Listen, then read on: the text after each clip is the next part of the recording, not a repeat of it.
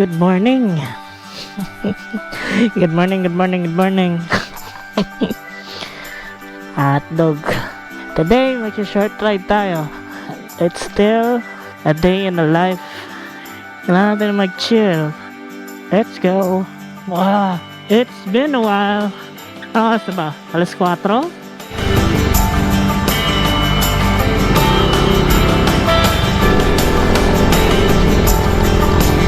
Wala ba akong naiwan? Diretso na. Banda tayong... Actually, sobrang lapit lang nito sa amin eh. Lahat naman ng day in the life natin na rides or kung ano man. Mga 30 minutes away lang from bahay namin. Kaya manood muna kayo dyan. At magbi-b-roll muna tayo. Baka magpagas na rin tayo para ano. Ay, 2 hours na lang ako. Actually, mga 3 weeks na tong gas na to eh. Hindi ako lumalabas ng bahay masyado. Kung lalabas man ako, nagpapahangin lang. Kaya yung full tank natin last week, hindi pa rin naubos. 87, what the hell? 89, what the frick? So ayun, approaching na tayo ng rotonda. Wala pa pala akong drone shot dito, no? Try ko next time magpa drone shot. Sarap magpatakbo ba eh?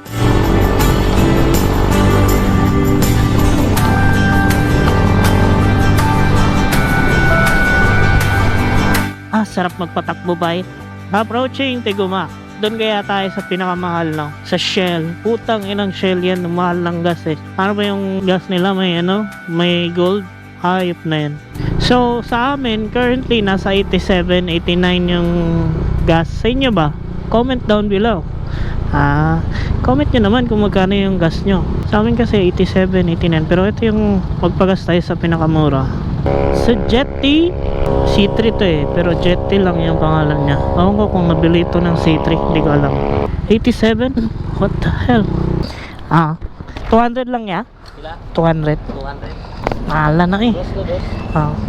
87. Ning baba na niya or ning taas pa? Moro man na. Moro gapon? Moro na, umana ako sa bro, gato parang martes. Last week? Oh. May balita mo, boss. Lagi. Yan eh, kaya wala pa ng 100. Atay na dyan. Thank you.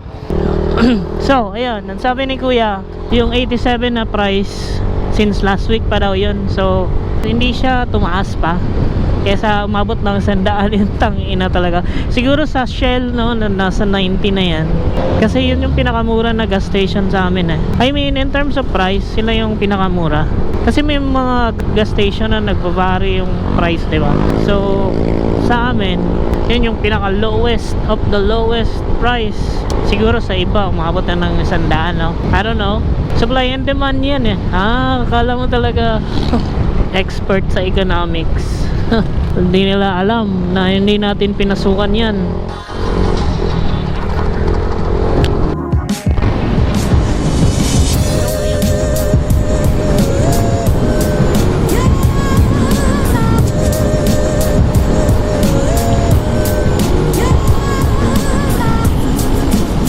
Ang inang gulong to talaga ng Pirelli, para kung may angel talaga. Biglang para kung may angel na nakaabang, visit. Ang bilis hampasin ng hangin, visit. Parang nag-aabang na yung angel agad eh. Tangkinang yan. Susunduin ka na agad. Pag nagkamali ka, visit. Ayoko na ng Pirelli Angel ba eh. Magkano na lang ako yung Thailand na tire, yung murahin. Primax ba?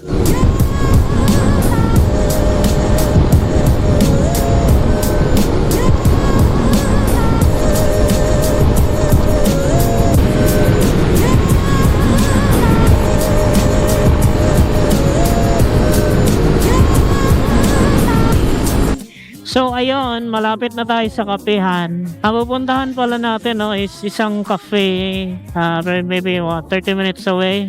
It's called Brukid. Ito pala yung Facebook page nila na kung gusto yung makita. Naka-flash screen. Ito. Kita niya na? Yan. Buti naman at nakita nyo. Actually, matagal ko nang pinupuntahan to. Actually, nakadalawang attempt ako bago kumupuntahan tong lugar na to. Kasi nga, yung una, kasama ko si Kim. Mali yung nilikuan namin, tapos bigla kaming inulan ng grabe.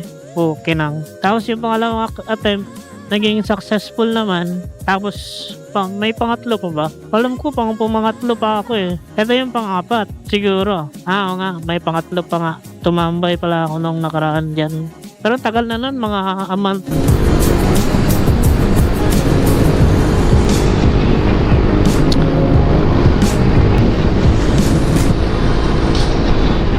Kita niyo yung tulay na to. Dito lang tayo liliko. Pero kasi walang likuan nito or underpass. Kaya dito tayo sa unahan. Ayun o, doon tayo. Ay, ang daming tao ba eh. Ang daming magpupunta dito ngayon Kasi ang lapit lang kasi. Anyway, dito na tayo. Liliko na tayo. Habang wala pang tao. Ganda ginawa na nilang aspalto. Bago lang to eh. Last time hindi pa to aspalto eh. Pero nung dumaan ako galing, nung nag-rides tayo galing Cagayan or Iligan, ginagawa na to during those time. Pero itong papasok, wala pa rin. Hanggang labas lang, main highway. Pero konti lang naman tong rough road nila. Hindi naman ganun kalala. Nililipad ako ng hangin ba yo? Okay, puki.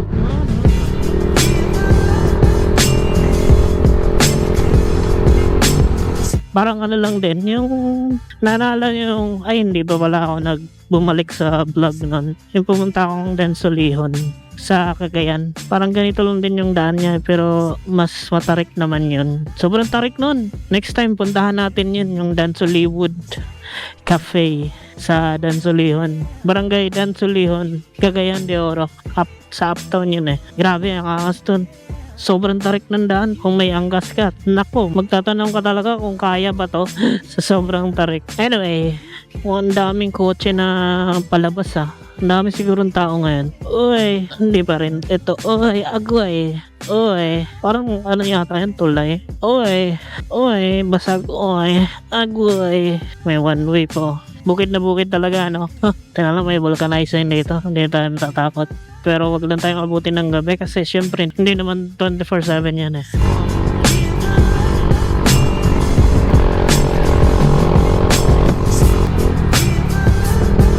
Maganda rito paghapon Ayan na guys Ayun yung cafe doon. Nakita nyo, parang kubo lang. Pero ayun yung kubo na yan daming tao. Ayun yun.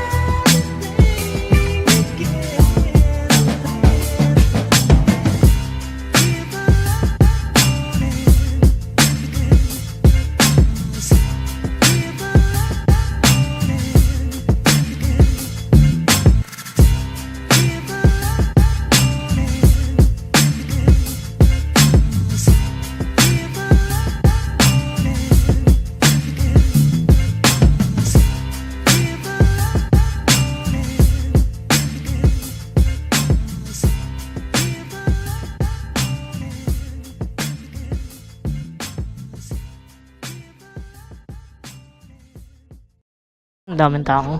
Ganda rin sa dun Uy, may kabayo. Sarap naman dito, bay.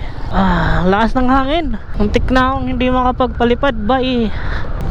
Hindi ko na-enjoy yung kinain kong price. Hayop na yan. Nag-aalala akong liparin kasi yung lagayan nila may papel Anyway, nag-enjoy naman tayo Sarap ng tambay natin.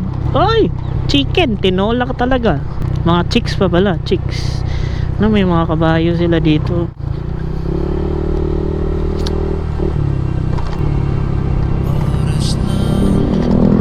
Ano ba yung makikita? Kabayo naman. Daming kabayo dito. Ganda Asa ba? 5:35. Wala na sunset. Motherfather. Ganda ng pababa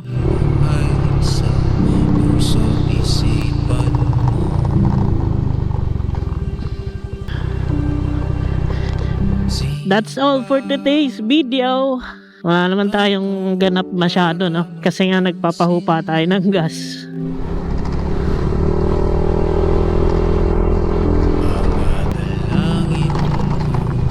Say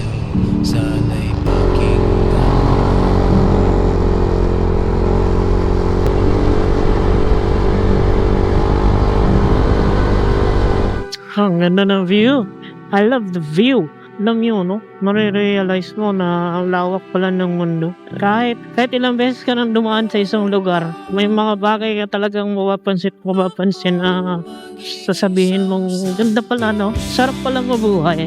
Ang sarap pala magala. Pero kasi, at the end of the day, may responsibility tayo eh. Kailangan nating maghanap buhay. Hindi pwede yung, ano lang, chill lang, na parang wala kang alalahanin sa bahay. Pero ganun yung lifestyle ko, no? Pero naghanap buhay naman ako. Itong mga galang to, mga video na pinagpupuntahan natin. It's either rest day ko. Ito yung way ng pagre-relax ko. Alam mo yan, wala yung mga iniisip ko, ganyan. Tsaka pagdating ng panahon, alam mo yun, wala akong pagsisihan. Pwede kong tingnan yung mga pinagagawa ko ng kabataan ko kasi malapit na tayo mawala sa kalendaryo. Darating ang panahon na hindi na natin ito magagawa. So, siguro sinusulit ko na yung panahon yun.